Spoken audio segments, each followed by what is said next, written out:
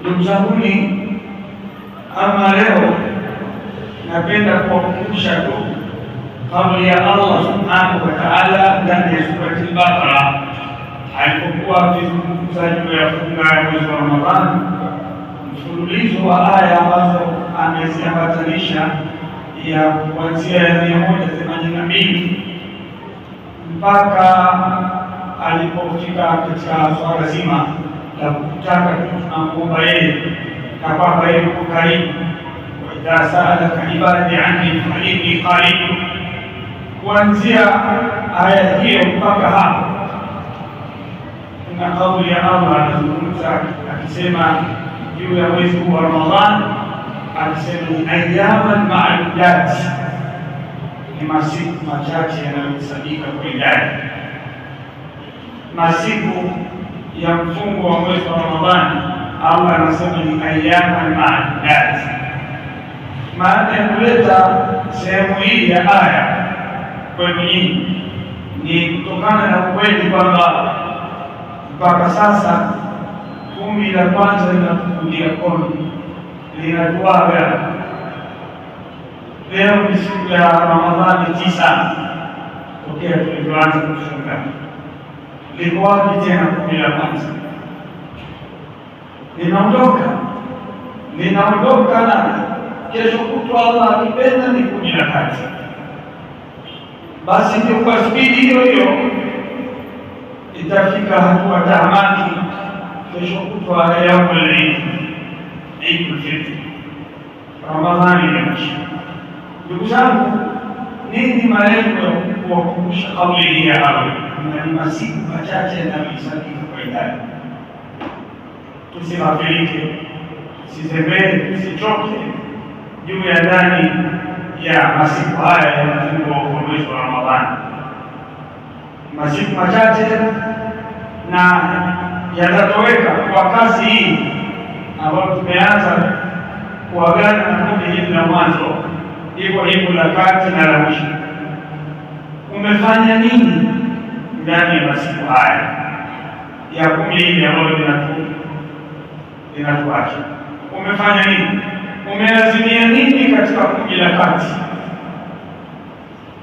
Kadhalika kumi lijalo la mwisho kabisa, ambapo hilo ndio khitamu misi, mwisho wake kama alivyosema Allah, vinywaji vya peponi unapokunywa mwisho wake huwa ndio ladha inakuwa nzuri na harufu nzuri ya miski na rehini. Maana yake kwamba kumi la mwisho ndio limesheheni mambo mbalimbali ya familia ambayo Mtume sallallahu alaihi wasallam alikuwa akifikiwa na kumi hilo la mwisho anabadilika mno. Shadda nizama wa ahya laylahu wa ayqadha ahlahu. Mambo matatu Mtume sallallahu alaihi wasallam anaonekana tofauti na kumi la kwanza na la kati. Kumi la mwisho anakuwa katika mtazamo tofauti, qawlan wa fi'lan wa qawlan wa matendo. Rasulullah sallallahu alaihi wasallam. Leo Waislamu, cha kusikitisha, kadiri masiku ya Ramadhani yanaposonga mbele ndio watu wanarudi nyuma, wanachoka. Misikiti ilikuwa imependeza, inaanza kupaya ile kila baada ya swala utawatu pale msaafu yule pale Qur'ani yule inaanza kukua ubize na kujisahau, unakuwa ndio kufikiri. Haikuwa tabia ya wema waliotangulia, na hasa viongozi wetu, Mtume wetu sallallahu alaihi wasallam na hata masahaba zake. Kwa hiyo masiku yanapozidi sana, mtu anatakiwa kwanza spidi aiongeze, kwa sababu kila siku iendayo kwa Allah subhanahu wa ta'ala ndio fadhila za mwezi huu zinazidi kukithiri, na ndio masiku yanazidi watu, Ramadhani inazidi kutoweka. Sasa nini umefanya? Je, haya ya nyuma unaona kwamba yameshakubaliwa na kwamba ni ubasi umeshakuwa minalfaizina? Hapana, yatakikana watukuwa na hali ya serious ndani ya mwezi wa Ramadhani. Utamu katika hadithi kama alivyoikuwa kusikia Mtume akitamka Abu Huraira, na Imamu al-Bukhari akainukuu katika hadithi alizopokea, anasema Mtume sallallahu alaihi wasallam, salawatul khams, swala tano, wal jumaa ila jumaa, na Ijumaa mpaka Ijumaa, wa Ramadhan ila Ramadhan, na mwezi wa Ramadhani mpaka mwezi wa Ramadhani mwingine, mukaffiratun lima bainahunna. Hivi vilivyotajwa hivi, swala tano, Ijumaa mpaka Ijumaa, Ramadhani mpaka Ramadhani, Mtume anasema ni vivutio vya madhambi yaliyo baina yake. Idha jitunibatil kabair, kama yataepukwa madhambi makubwa. Kwa hiyo tuko katika msimu ambao watu husamehewa madhambi yao, lakini vipi Muislamu unakuwa unachoka mapema? Unaona ni sawa na siku nyingine, yaani Ramadhani ndani ya siku 29-30 imesha kuzoea na wewe umeizoea, na unarudi katika uhalisia wa vile ulivyokuwa kabla ya Ramadhani. Watu wako katika msimu wa kusamehewa madhambi, kutiwa madhambi, kama ilivyokuja katika hadithi nyingine. Bwana Mtume sallallahu alaihi wasallam anasema, man sama Ramadhana, mwenye kufunga mwezi wa Ramadhani imanan wa ihtisaba, hali ya kuamini Allah, imani sahihi kabisa na kutarajia malipo kwa Allah, ghufira lahu ma taqaddama min dhanbihi, kufutiwa, kusamehewa yaliyotangulia katika madhambi yake. Kwa hiyo tuko katika msimu mwingine, sio msimu wa kulala sana, kula sana, kufanya mambo ya lawi kwa wingi, uchezaji wa karata, kukaa maskani, kupiga stori, kusema watu, naona kuvunja heshima za watu, kucheza bao, drafti na michezo mingine. Si wakati wake. Huu ni mwezi wa kujipinda, hasa mchana wake, usiku wake vile, kwa watu kufanya mambo ya khairati mbalimbali ambayo unaweza ukayafanya wewe usiyamalize, kutokana na wingi wa hayo na kufinywa masiku yaliyo ndani ya mwezi wa Ramadhani, ambapo Allah subhanahu wa ta'ala anayasifia haya masiku kwa uchache wake, akasema ayyaman ma'dudat, siku machache sana imesalia. Kwa ndugu zangu, tuko katika msimu wa kheri. Jua pia kuwa katika neema hii Ramadhani ukaitumia vibaya, wewe ni mas'ul amama Allah, utaulizwa mbele ya Allah, umeitumiaje fursa ya kuwepo ndani ya mwezi wa Ramadhani? Madha anita, umefanya nini? Ulikuwa ukifanya mambo gani? Watu wa motoni, Allah subhanahu wa ta'ala atajalia watu wa peponi watawaona, na hao watu wa motoni watawaona watu wa peponi. Wakiwa katika hali hiyo, watu wa peponi watawauliza watu wa motoni, man salakakum fi saqar, kitu gani kilikupelekeni kuingia katika moto wa saqar? Sikiliza majibu ya watu wa motoni. Allah atuepushe katika hapo. Tuseme amin. Yangu ni swala la kuomba Allah kutokuingia motoni. Tunahitaji taufiki ya Allah, kama ambavyo kuingia peponi ni taufiki ya Allah. Watu hao wa peponi watauliza watu wa motoni, kitu gani kilichosababisha nyinyi kuwa katika mahala hapa? Sikiliza majibu yao. Qalu lam naku min al-musallin, hatukuwa miongoni mwa waliokuwa wakiswali duniani. Na hapa hii ni tanbihi kwa wale ndugu zetu wanaoswali kwa ajili ya Ramadhani tu. Chukua fursa hii, kama ulikuwa umeghafilika huko nyuma, basi mswali katika hii Ramadhani, weka azma ya kutokuacha kuswali tena katika miezi inayofuata tukiwa hai. Swala natakiwa ni jambo la kudumishwa, si jambo la kufanya ibada hii kwa msimu ukijisikia. Hili halipo katika sharia, sio utaratibu wa ibada aliyoweka Allah subhanahu wa ta'ala. Labda wewe una utaratibu wa dini nyingine, sio ile aliyokuja nayo Muhammad bin Abdullah sallallahu alaihi wasallam. Jawabu la kwanza kwa watu wa motoni kuwajibu watu wa peponi. Hatukuwa miongoni mwa watu walikuwa wakiswali kule duniani. Wengine wakasema walam naku nut'imu al-miskin, tulikuwa hatuwalishi maskini, kwa maana hatukuwa tumejikita katika kuwasaidia watu wanyonge. Jambo ambalo leo pia hili nachukua fursa hii kuwaambia kwamba kuna angalizo hapa.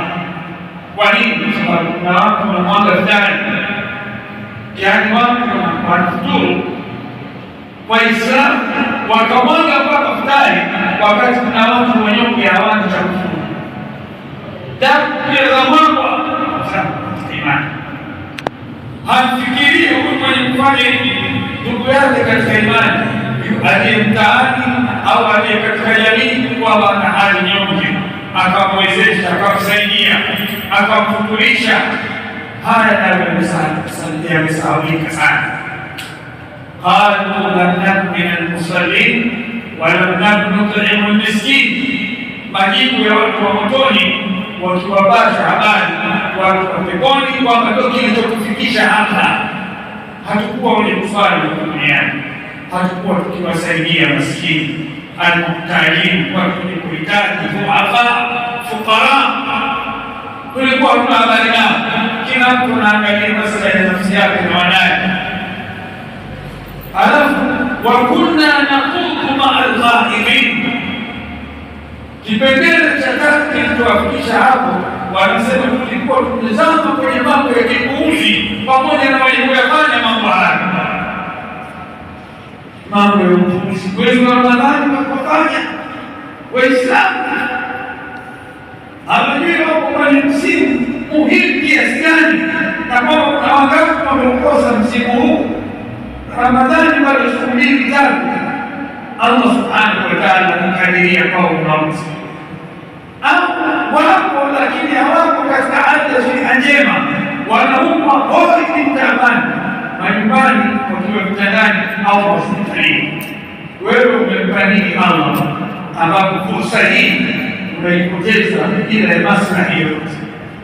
Tulikuwa tumezama kwenye kufanya mambo ya upuuzi pamoja na wanaofanya mambo haya, michezo ya ajabu, stori na kuchekesha, kuangalia na television katika mambo ambayo hayana kheri yoyote sisi ndani ya usiku wa Ramadhani. Jana ndugu zangu, kuna watu mitaani wanasikitika, na ndio habari iliyoenea kwa wengi wasioitambua mjini. Kuna pambano za Simba na Yanga halikufanyika, basi watu wameumia kwelikweli. Ukiangalia vyombo vya habari na kusikiliza maneno ya watu juu ya upuuzi huo haukufanyika, wameumia kwelikweli na kusema maneno makali sana. Ya subhanallah, ndani ya Ramadhani mtu amechukua fursa kutoka mkoa kwenda mkoa wa mbali kwenda kuangalia mpira. Baada ya muda haukufanyika kucheza hiyo mechi kwa sababu zilizotajwa, basi anasikitika, amepokea kama vile amekosa kuhiji Maka Tanzania. Utafikiri amekosa jambo la heri sana ambalo lingemsogeza katika kutaka radhi za Allah na pepo yake. Angalia Waislamu, Wakristo wako wawe hivyo Wakristo, kwa sababu hawana mwelekeo sahihi. Inna dina inda Allahi al-Islam, hakika dini sahihi mbele ya Allah subhanahu wa ta'ala ni Uislamu. Tuwaache wa dini zingine waingie katika mambo hayo, wazame kwenye mambo hayo. Sisi Waislamu ndani ya Ramadhani, habari iliyokuwepo leo ni ya mpira na masikitiko yaliyoje. Kwa nini timu fulani haikuingia uwanjani? Kwa sababu kadha. Kwa nini isingekuwa hivi? Kwa nini? Kama vile ni jambo kubwa muhimu limekosekana, linaweza likawapatisha radhi za Allah na pepo yake. Wa kunna nukadhibu biyaumiddin.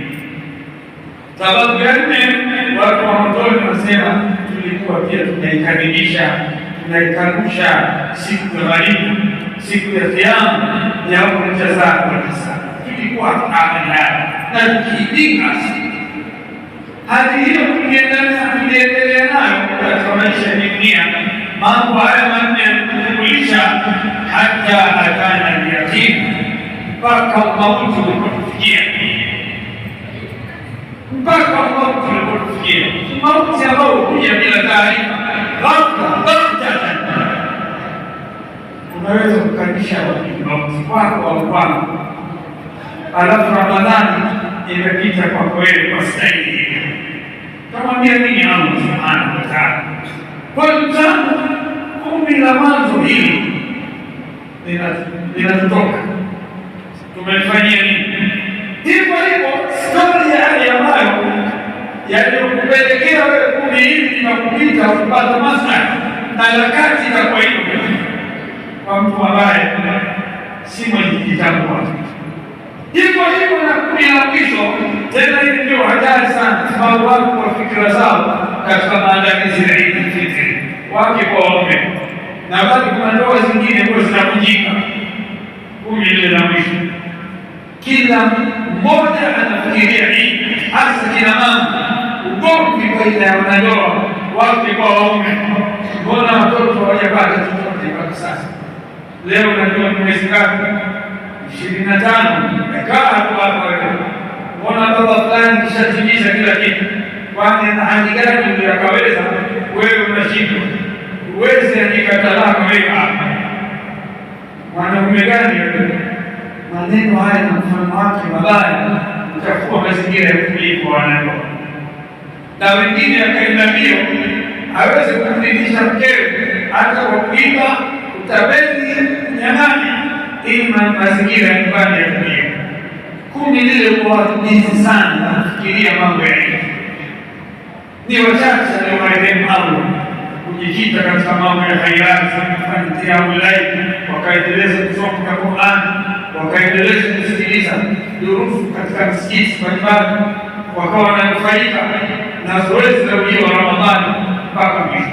Kwa hiyo zangu katika imani ni waasi sana na kwamba ayyaman ma'dudat, kama alivyosema Allah subhanahu wa ta'ala, kweli inathibiti maneno ya Allah juu ya uhalisia wake. Haya ni masiku ya Ramadhani, masiku machache sana yanayosalia. Kufunga na kufungua ni juzi tu hapo kupokea mwezi, leo siku ya 9, kesho 10 la kwanza na hivyo la pili la tatu Ramadhani Shawwal. Stories tutakapokuwa hai kama Allah akijalia, stories zitakuwa za Ramadhani hiyo kushapita, maisha yanakwenda kadhalika. Ndivyo inapokuwa tunasogelea kaburi lako, tunayanawisha makaburi yetu kwa kutumia fursa hasa muhimu, fursa muhimu kama hizi za misimu ya kheri ya Ramadhani. Barakallahu fikum wa jazakumullahu khairan. Billahi